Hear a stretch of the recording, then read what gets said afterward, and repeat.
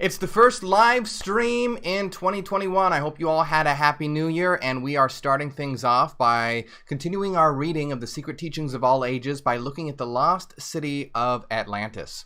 So what we're going to do here is start out by reading a little bit of history of Atlantis and what different people have said about it, and then we're going to take a look and see the secret of Atlantis, what Atlantis actually symbolizes and its true hidden meaning. So we have a lot to dive into today.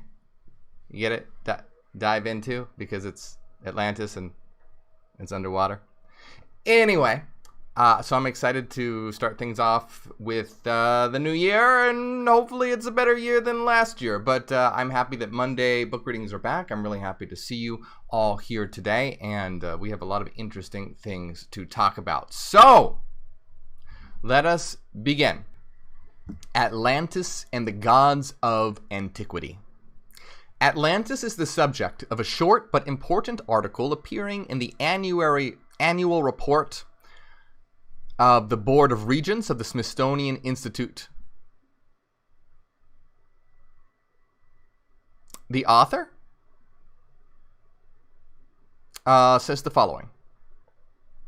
After a long period of disdainful indifference, observe how in the last few years science is returning to the study of Atlantis. How many naturalists, geologists, zoologists, or botanists are asking one another today whether Plato has not transmitted to us, with slight amplification, a page from the actual history of mankind.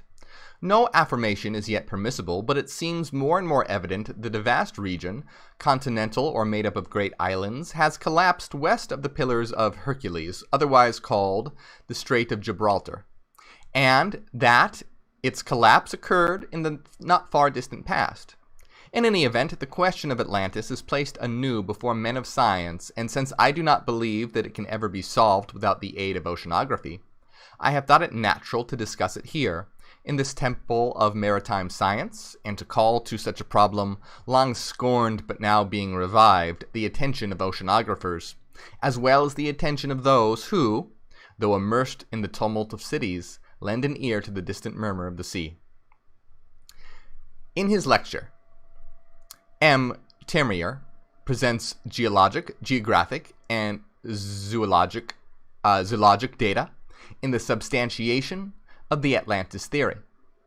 Figuratively draining the entire bed of the Atlantic Ocean, he considers the inequalities of its basin and cites locations on a line from the Azores to Iceland, where dredging has brought lava to the surface from a depth of 3,000 meters. The volcanic nature of the islands, now existing in the Atlantic Ocean, corroborates Plato's statements that the Atlantean continent was destroyed by volcanic cataclysms. M. Termier also advocates the conclusions of a young French zoologist, M. Louis Germain, who admitted the existence of an Atlantic continent connected with the Iberian Peninsula and prolonged toward the south so as to include some regions of desert climate. M. Termier concludes his lecture with a graphic picture of the engulfment of that continent. The description of the Atlantean civilization given by Plato in the Critias may be summarized as follows. In the first ages, now pay attention to what we're going to be talking about here, because basically what we're going to be looking at is the description of Atlantis, followed by the secret symbolic interpretation. So, Plato's description can be summarized as follows. In the first ages, the gods divided the earth among themselves, proportioning it according to their respective dignities. Each became the peculiar deity of his own allotment and established therein temples to himself, ordained a priestcraft, and instituted a system of sacrifice. To Poseidon was given the sea and the island continent of Atlantis. In the midst of the island was a mountain, which was the dwelling place of 3 earth-born primitive human beings, Evenor, his wife, Leucippe, and their only daughter, Cleito. The maiden was very beautiful, and after the sudden death of her parents, she was wooed by Poseidon, who begat by her 5 pairs of male children. Poseidon apportioned his continent among these 10, and Atlas, the eldest, he made overlord over the 9. Poseidon further called the country Atlantis, and the surrounding sea the Atlantic, in honor of Atlas. Before the birth of his 10 sons, Poseidon divided the continent and the coastwise sea into concentric zones of land and water, which were as perfect as though turned upon a lathe. 2 zones of land and 3 of water, surrounded by the central island, which Poseidon caused to be irrigated with 2 springs of water, one warm and the other cold. The descendants of Atlas continued as rulers of Atlantis, and with, by the way, notice already the symbolism of circles and opposites, warm and cold. So we have, and the circle always being symbolic of perfection. The descendants of Atlas continued as rulers of Atlantis, and with wise government and industry elevated the country to a position of surpassing dignity. The natural resources of Atlantis were apparently limitless. Precious metals were mined, wild animals domesticated, and perfumes distilled from its fragrant flowers. So we have a very utopian type of place. While enjoying the abundance natural to their semi-tropic location, the Atlanteans employed themselves also in the erection of palaces, temples, and docks. They bridged the zones of sea and later dug a deep canal to connect the outer ocean with the central island, where stood the palaces and temple of Poseidon, which excelled all other structures in magnificence. A network of bridges and canals was created by the Atlanteans to unite the various parts of their kingdom. Plato then describes the white, black, and red stones which they quarried from beneath their continent and used in the construction of public buildings and docks. They circumscribed each of the land zones with a wall, the outer wall being covered with brass, the middle with tin, and the inner, which encompassed the citadel, with orichalk. The citadel on the central island contained the palaces, temples, and other buildings. In its center, surrounded by a wall of gold, was a sanctuary dedicated to Cleito and Poseidon. Here, the first 10 princes of the island were born, and here each year their descendants brought offerings. Poseidon's own temple, its exterior entirely covered with silver, and its pinnacles with gold, also stood within the citadel.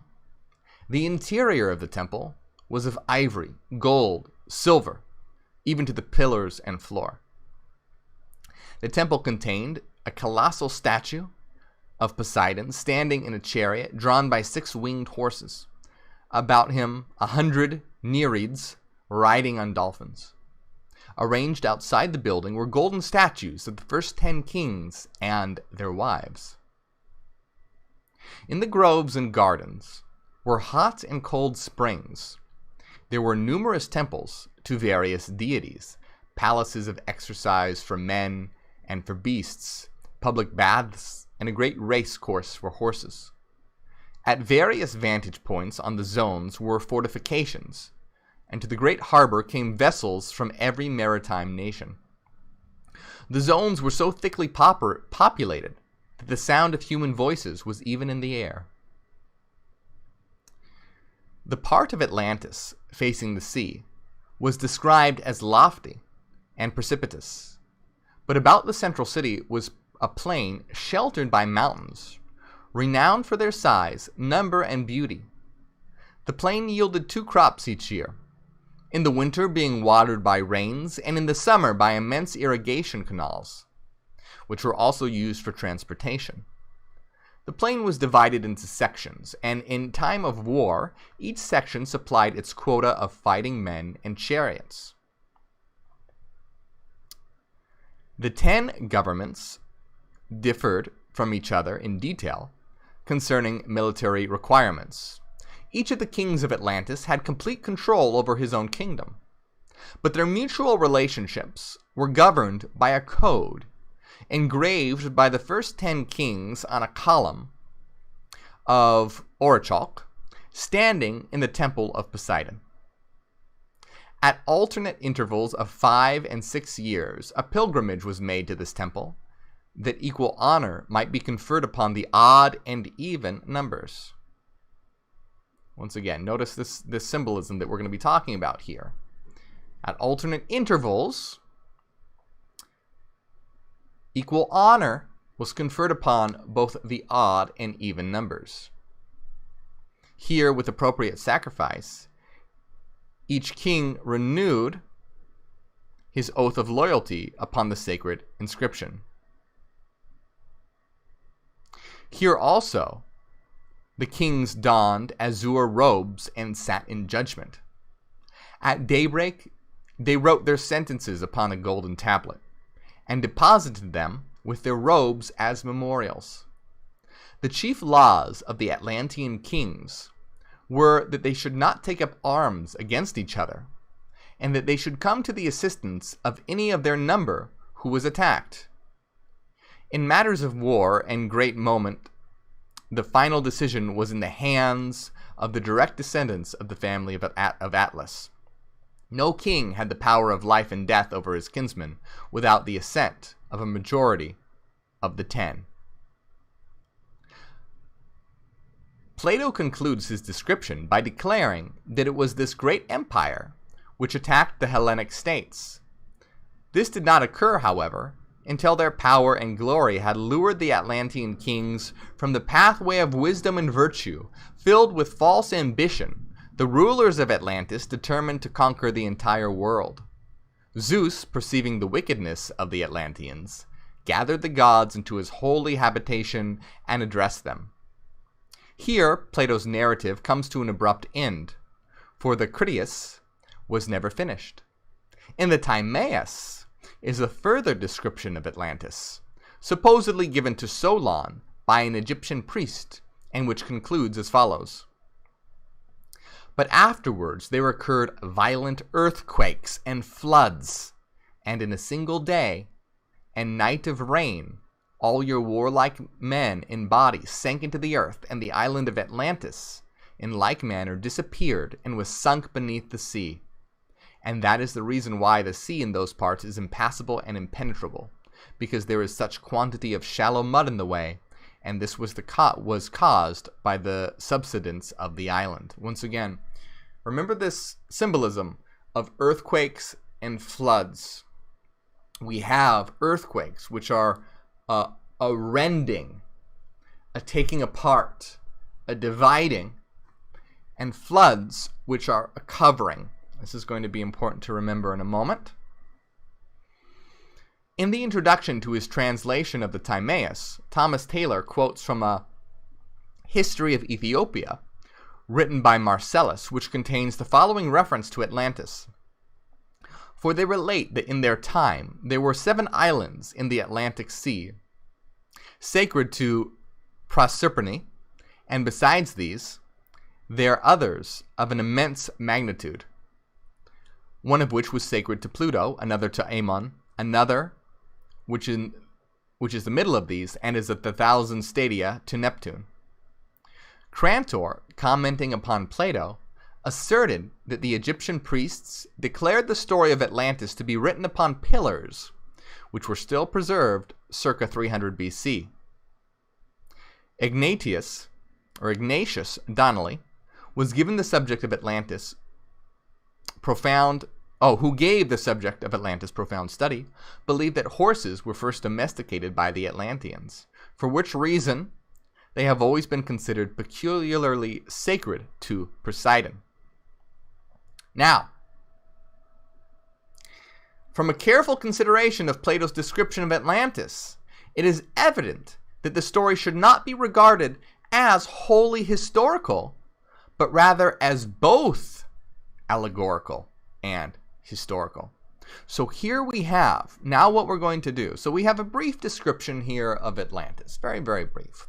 But now what we're going to do is take a look at the allegory the hidden meaning behind Atlantis.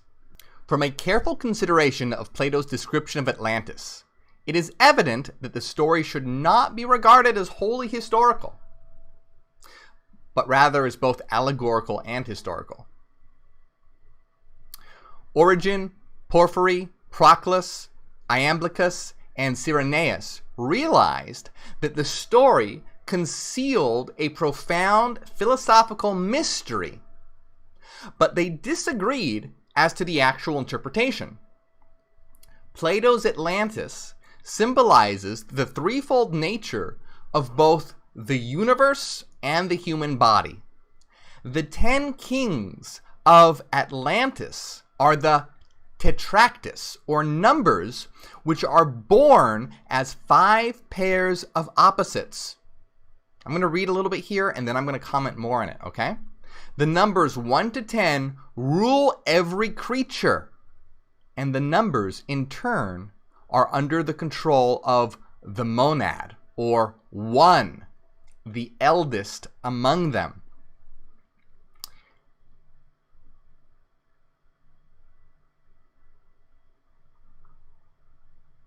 So,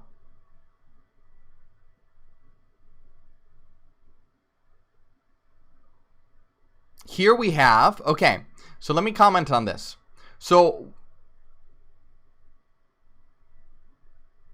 hold on, this is important. With the trident scepter of Poseidon, these kings held sway over the inhabitants of the 7 small and 3 great islands comprising Atlantis. Philosophically, the 10 islands symbolize the triune power of the superior deity and the 7 regents who bow before his eternal throne.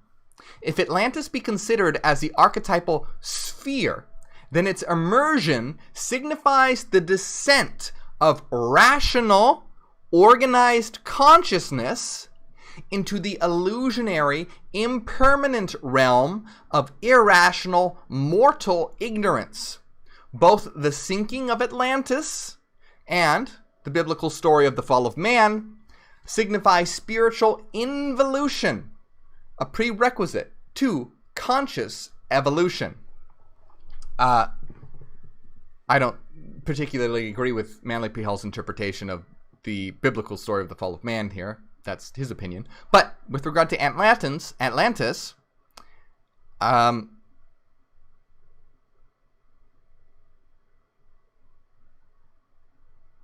here, okay, so now let me, I just want to make sure there's not any more I need to read here before commenting on this. So, here we have, all right, there's a lot to unpack here. So, here we have Atlantis being considered the archetypal sphere and its immersion signifying the descent of rational organized consciousness into the illusionary impermanent realm of irrational mortal ignorance.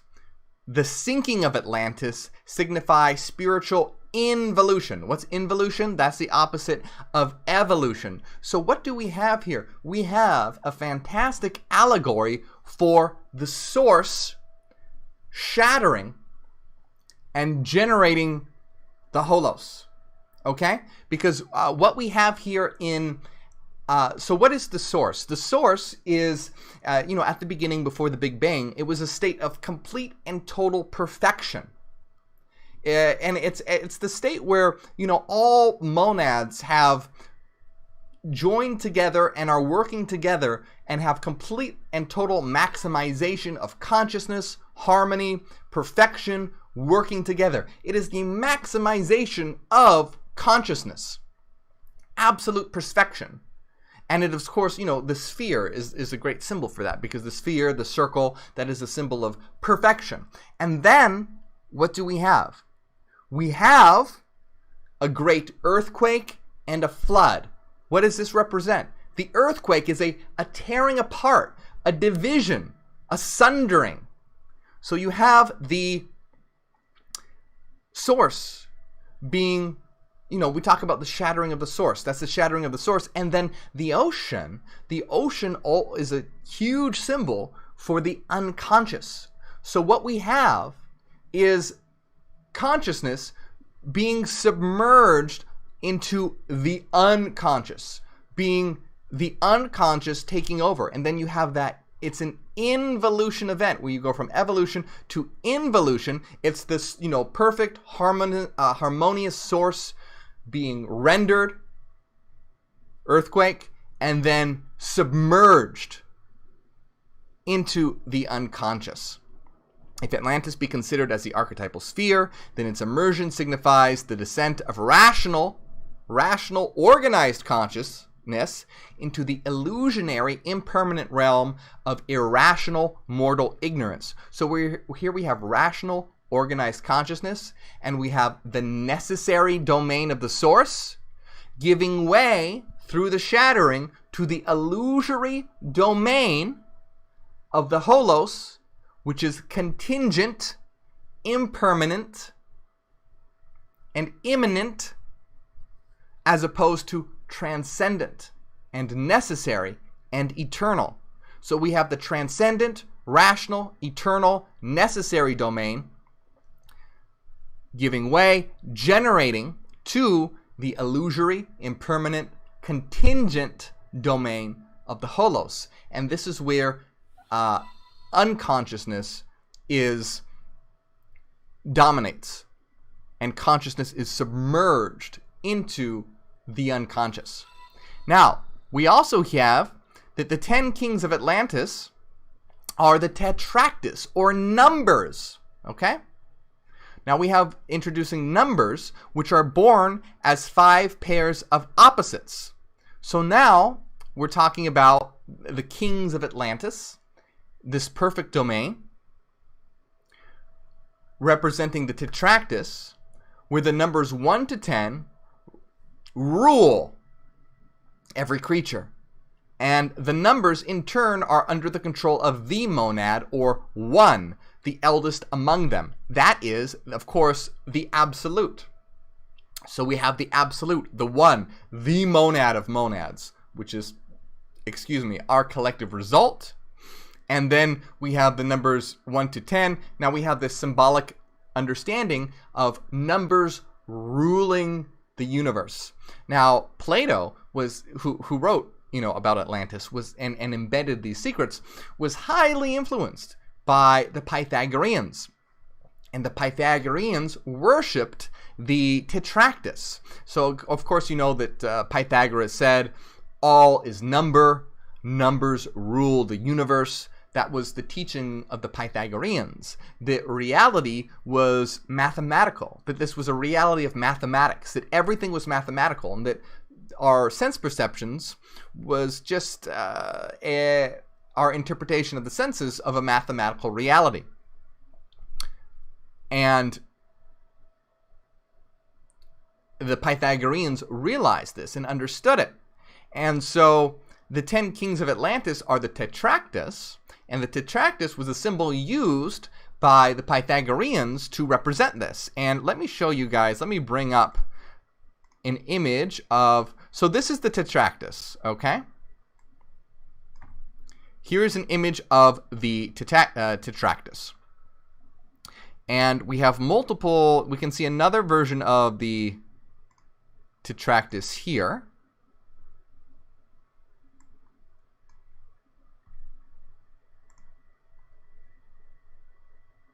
So here we have one version, here is another version, and a beautiful version that I like a lot is, wow, it's very small, and it won't let me zoom in because it's a low quality image, but hopefully you can see we have this sort of flower here, this generating flower, and it's, I don't know if you can see the number one, but then emanating from the one are the following, and then down here they're doing their own emanations as well. I know that this is a really I couldn't find a higher quality image, unfortunately, and it won't let me zoom in.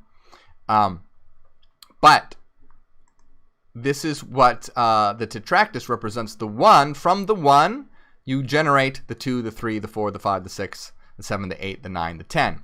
And we can see in this depiction of Pythagoras here right? Here's an image of Pythagoras. This image is actually in the book, The Secret Teachings of All Ages.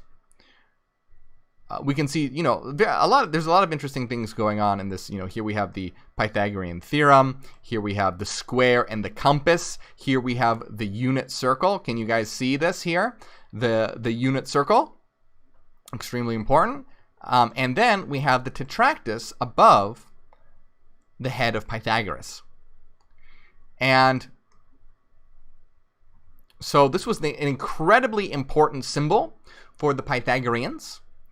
The Pythagoreans even had a prayer to the tetractys, and this prayer said, "Bless us, divine number, thou who generated gods and men.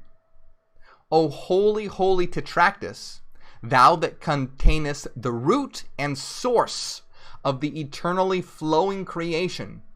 For the divine number begins with the profound, pure unity until it all comes to the holy four.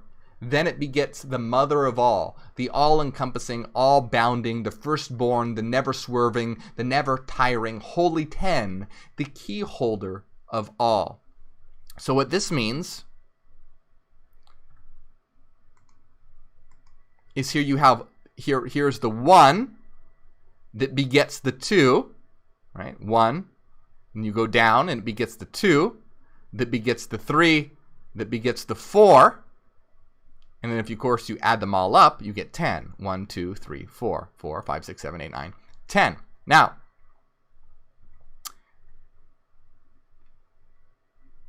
additionally, the first row of the tetractys, right, the 1, represents a zero-dimensional point. Represents a zero-dimensional point, okay? So, let me bring this up so you guys can see here. Hold on.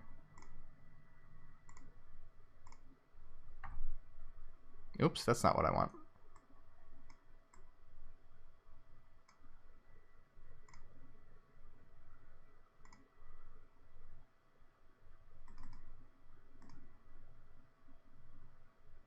Yes. So, the 1, right, is unity, and it represents a zero-dimensional point. The second row represents one dimension, a line. A third row represents 2 dimensions, and the fourth row represents 3 dimensions.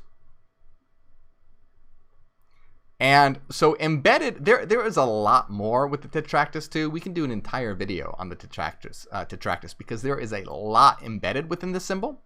But the essential thing to realize about this is that it embeds the secrets of the Pythagoreans and has to do with reality being composed of number. That number rules the universe, and from the one monad is generated all of existence, all of reality through its mathematical emanations. So the 10 Kings of Atlantis was an allegory referencing the tetractys as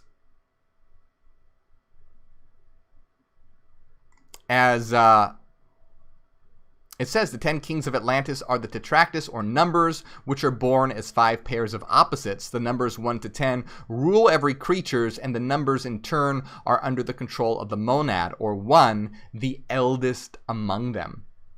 And we also have a prayer. This was a prayer given by Pythagorean initiates. Oh no, I read the prayer, but there was part of their oath. I'm sorry, part of the Pythagorean oath. And by the way, after they swore a secret oath, right? They had to swear a secret oath, the Pythagoreans. They then had to serve for years of silence. They had to remain completely silent to show their dedication. But part of their oath says, is mentioning the tetractys. By that pure, holy, 4-lettered name on high, nature's eternal fountain and supply, the parent of all souls that living be, by him with faith find oath, I swear to thee.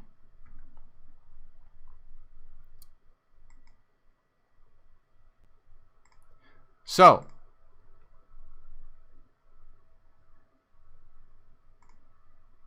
here we have the idea of Atlantis, of this, you can, imagine it symbolically as this perfect, conscious, rational society being metaphorical for our perfect unity and harmony and consciousness, that rational domain. Earthquake tearing it asunder, being submerged by the waters of the unconscious, which just now humanity is barely starting to emerge from the vast waters of the unconscious. So,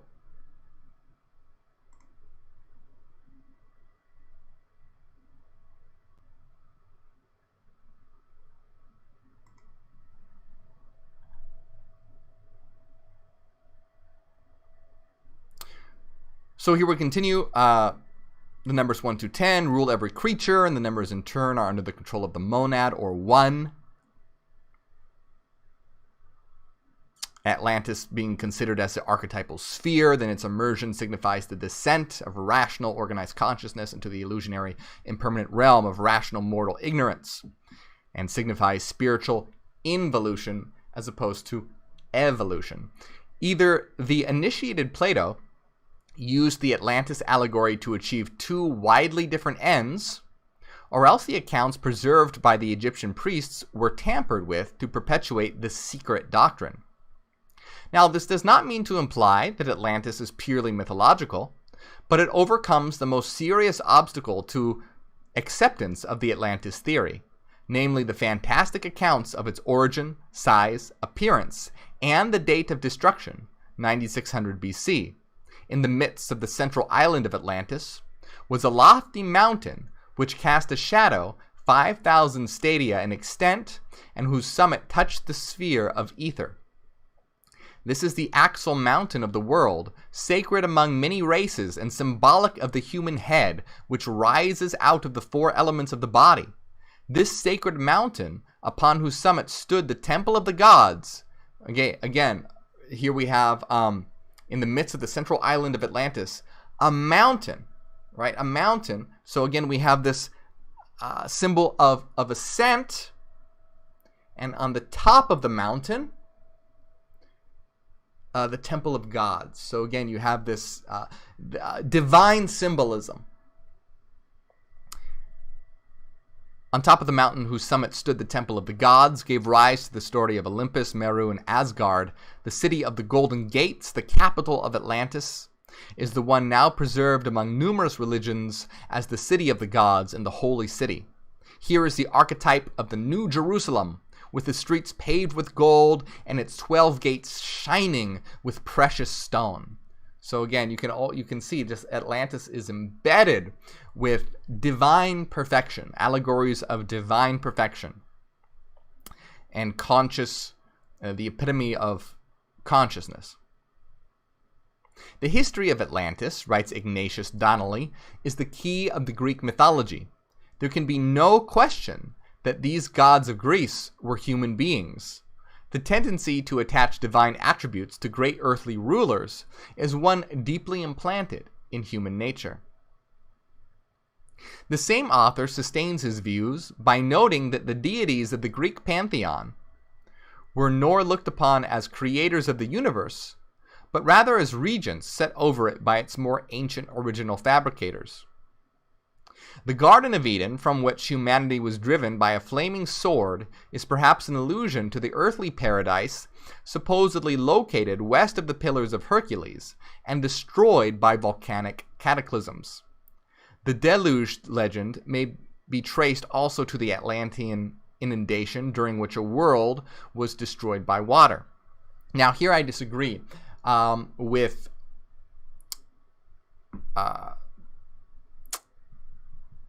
Manly P. Hall's interpretation of the Garden of Eden. So, what the Garden of Eden symbolizes here, what the Garden of Eden symbolizes is a state of unconsciousness. Okay, it's a state of low consciousness. That's what the Garden of Eden represents. It's a state of low consciousness. And by partaking in the fruit, the tree of knowledge, by partaking in the fruit in the tree of knowledge, okay, that is when humanity becomes conscious and is then, banished from the garden, in that you're leaving that unconscious state. And when you become conscious, you can't return to that conscious state anymore. Just like you can't return from the womb once you were birthed. And that's what happens when one becomes conscious. One leaves the realm of the unconscious through the budding ego. Right? The ego is that sense of I, that sense of self-awareness, the center of the field of consciousness.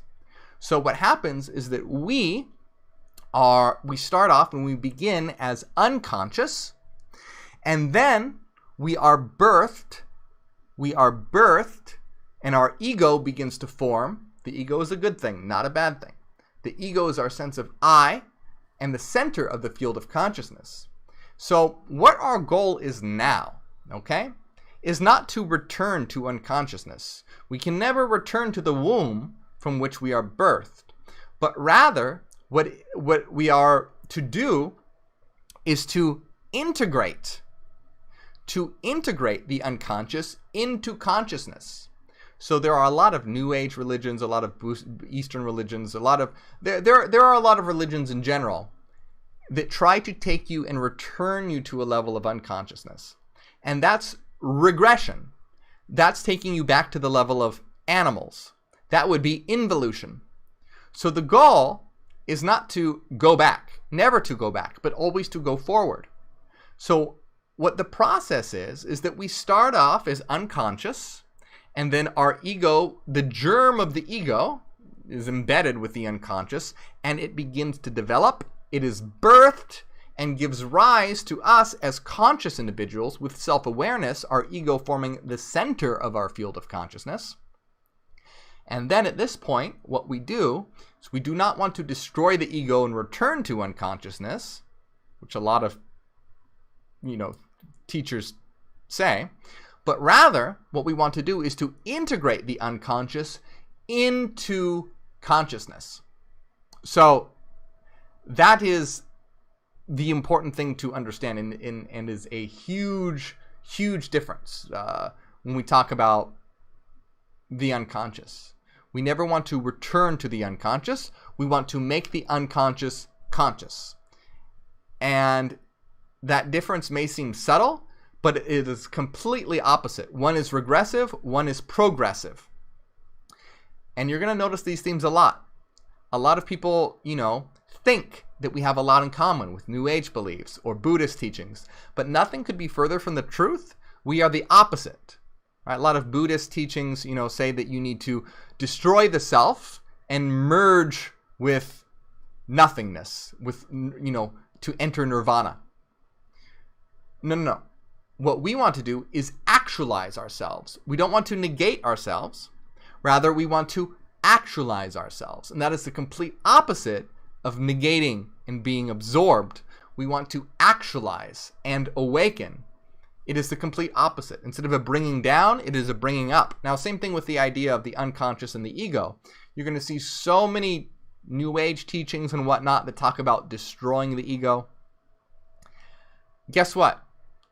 Depth psychology and all of these ancient, mystery schools and whatnot are all about strengthening the ego. Symbolically, they would put on armor to symbolize strengthening the ego. And again, the depth psychology is all about strengthening the ego. Destroying the ego, which is a lot of New Age teachers teach, is the absolute worst thing that you can do. Will lead you away from enlightenment and to an animalistic-like existence. The ego is an incredibly important tool that we have developed that will allow us to step into our divinity. And so we want to integrate unconscious content into our consciousness. We don't want to destroy the ego and become unconscious. We want to strengthen the ego and maximize our consciousness by integrating unconscious content. So huge difference, and I just want to point that out here. Was the religious, philosophic, and scientific knowledge possessed by the priestcrafts of antiquity secured from Atlantis, whose submergence obliterated every vestige of its part in the drama of world progress? Atlantean Sun Worship has been perpetuated in the ritualism and ceremonialism of both Christianity and pagandom.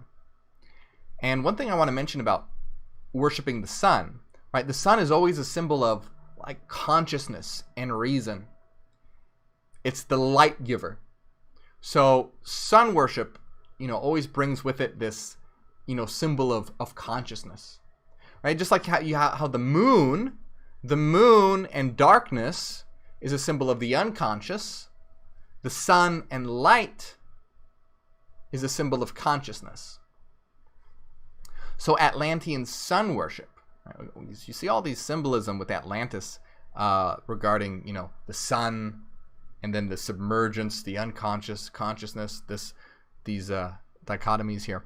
So Atlantean sun worship has been perpetuated in the ritualism and ceremonialism of both Christianity and pagandom. Both the cross and the serpent were Atlantean emblems of divine wisdom. And so you always have the serpent, once again, the serpent being a symbol of wisdom, the Atlantean symbol of wisdom, the serpent in the Garden of Eden, offering the fruit from the tree of knowledge.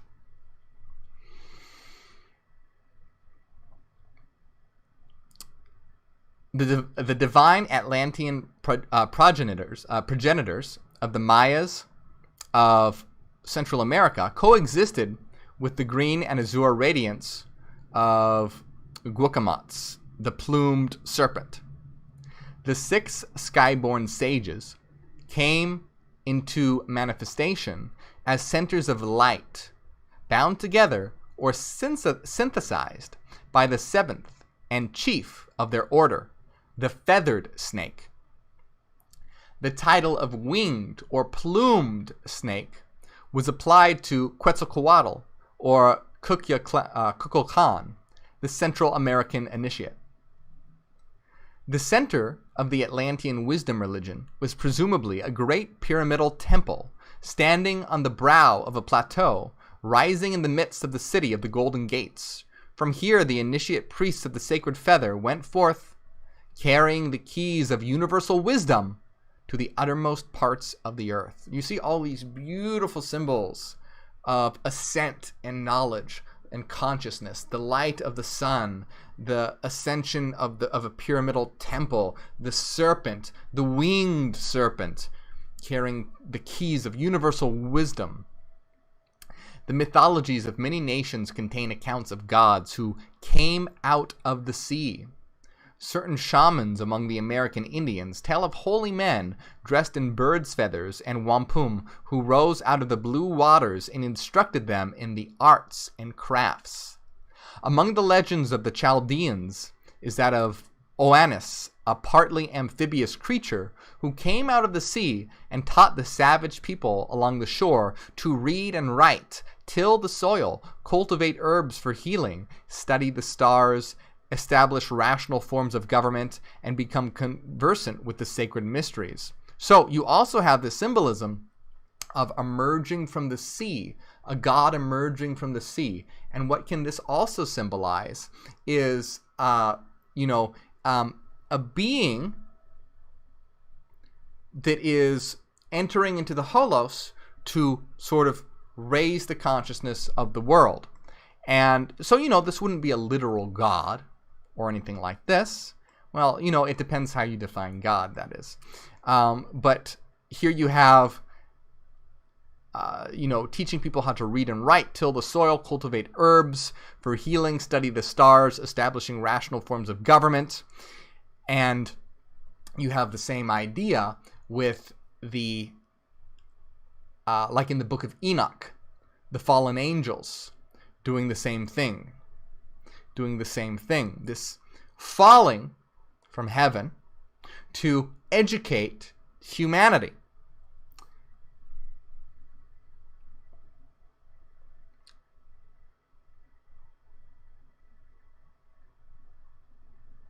Among the Mayas, Quetzalcoatl, the savior god, whom some Christian scholars believe to have been St. Thomas, issued from the waters and, after instructing the people in the essentials of civilization, rowed out to sea on a magic raft of serpents to escape the wrath of the fierce god of the fiery mirror, Tezcatlipoca. May it not have been that these demigods of a fabulous age, who, Esdras-like, came out of the sea, were Atlantean priests? All that primitive man remembered of the Atlanteans was the glory of their golden ornaments, the transcendency of their wisdom, and the sanctity of their symbols, the cross and the serpent. That they came in ships was soon forgotten, for untutored minds considered even boats as supernatural. Wherever the Atlanteans proselytized, they erected pyramids and temples, patterned after the great sanctuary in the city of the Golden Gates. Such is the origin of the Pyramid of Egypt, Mexico, and Central America. The mounds in Normandy and Britain, as well as the American Indians, are remnants of a similar culture. In the midst of the Atlantean, and again, can you see this? The shaping of the pyramids, symbolizing an ascent to reach that Atlantean pure state, symbolized as that divine state. Remember, the initiates of the sacred feather who promised to come back to their missionary settlements never returned, and after the lapse of centuries, tradition preserved only a fantastic account of gods who came from a place where the sea now is. H.P. Blavatsky thus sums up the causes which precipitated the Atlantean disaster. Under the evil insinuations of their demon, Thevatat, the Atlantis race became a nation of wicked magicians. In consequence of this, war was declared, the story of which would be too long to narrate. Its substance may be found in the disfigured allegories of the race of Cain, the giants, and that of Noah and his righteous family. The conflict came to an end by the submersion of the Atlantis, which finds its imitation in the stories of the Babylonian and Mosaic floods. You once again have another allegory of the source shattering can also be a war. A war is also a common allegory of perfection shattering, an internal war, an internal division, because that is the absolute breaking up from the one into many. The giants and magicians and all flesh died, and every man, all except Xisuthras and Noah, who are substantially identical with the great father of the Thinklithians in the Popol Vuh, or the sacred book of the Guatemalans, which also tells of his escaping in a large boat, like the Hindu Noah. From the Atlanteans, the world has received not only the heritage of arts and crafts, philosophies and sciences, ethics and religions, but also the heritage of hate, strife, and perversion. The Atlanteans instigated the first war. Again, you can see the Atlanteans, the world has received not only the heritage of arts and crafts, philosophies, and science, because that, sort of that great gold that was submerged under the waters of the unconscious comes to us and returns to us again as we step out of those waters and begin to come into consciousness, and as we integrate the unconscious into consciousness, and we start to regain that lost treasure, that sunken treasure. You see these allegories as well. You can start to see the allegory of sunken treasure, right? Sunken treasure is another really powerful symbol of treasure embedded with the unconscious that we gain when we integrate the unconscious into consciousness. The Atlanteans instigated the first war, the breaking, the division, and it has been said that all subsequent wars were fought in a fruitless effort to justify the first one and right the wrong which it caused. Before Atlantis sank, its spiritually illumined initiates, who realized that their land was doomed because it had departed from the path of light, withdrew from the ill-fated continent, carrying with them the sacred and secret doctrine. These Atlanteans established themselves in Egypt, where they became its first divine rulers. Nearly all the great cosmological myths form the foundation of the various sacred books of the world, are based upon the Atlantean mystery rituals.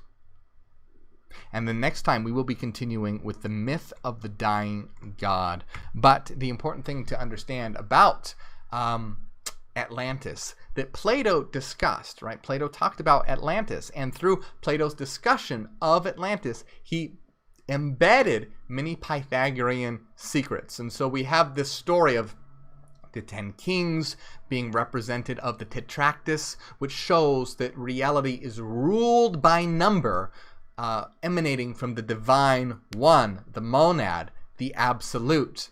And that we have this beautiful symbology of Atlantis symbolizing, sun, having the sun, all these beautiful symbols of the sun and pyramids and the realm of the gods and circles and opposites. We have the symbolization, the symbolized form of perfection, the maximization of consciousnness. We have symbolized here the necessary realm, the eternal realm, and then we have a war representing division, the breaking up of the source. We have an earthquake representing a sundering, and then the submersion under the ocean of representing the unconscious and involution. And we have all these beautiful allegories here for the source fracturing and generating the holos, and going from a state of perfection in consciousness through the generation of the holos, we are thrown into the world of the unconscious. And here around us, matter, always remember that matter is not matter. It's simply the extended version of the absolute unconscious. All the matter that you see around you, that's unconscious material. That's unconscious content. So we have our own personal unconscious. When you go to sleep and dream at night, you experience your own personal unconscious. And how do you experience that? As a dream world. When you experience your dream world, you are experiencing your unconscious. All the objects in your dream world are your unconscious that you're experiencing. Likewise, everything around you right now, this is the unconscious of the collective externalized. So don't think of matter as matter.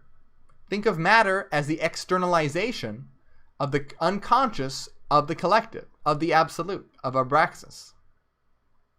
And we are now here to maximize our consciousness and have control.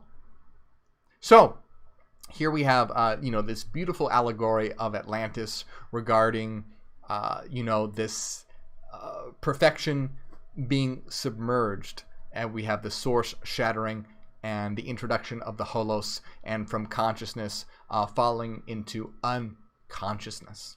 So I hope you guys really enjoyed that. I thought it was very, very interesting indeed. We will be continuing next time with the myth of the dying god. And always remember that these allegories and whatnot, they're allegories, they're symbols, they're stories, so they're not perfect, right? That's the thing. We're not, when we read about these stories and these allegories, we're not studying mathematics. We're looking at mythos. And so mythos and things like this, it's never a perfect story. It's never a perfect allegory. But it can be helpful and it can be beautiful. And it can, as long as we understand what it truly means. Anyway, we will be continuing next week, my friends.